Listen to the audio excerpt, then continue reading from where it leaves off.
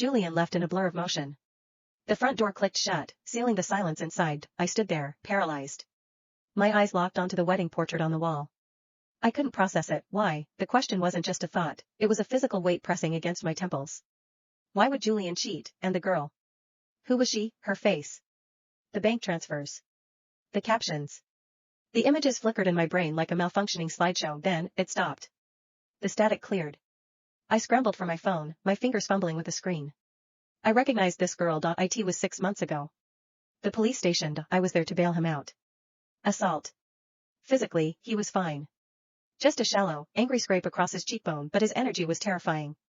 His eyes were dark, dilated, swimming with a raw hostility I hadn't seen since he was a rebellious teenager. He hadn't just fought the guy. He had dismantled him. The guy was already screaming about apologies and compensation. Julian just sneered.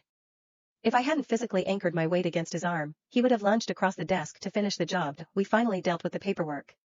I dragged him toward the exit. A girl in a cheap, ill-fitting uniform ran up to us. She was breathless, trembling. Sir, she stammered, looking at Julian like he was a savior. If you hadn't stepped in, I don't know what would have happened. Thank you. Really? I froze, looking at my husband. He didn't look like a hero. He looked bored. Get a different job, he snapped. The girl flinched, her face crumpling.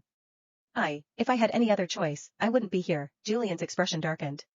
He cut her off, his voice sharp enough to draw blood. Not my problem. Do whatever you want. Quinn had driven me there that night. As Julian stormed toward the car, leaving the girl standing on the sidewalk, Quinn grabbed my elbow. Claire, she lowered her voice.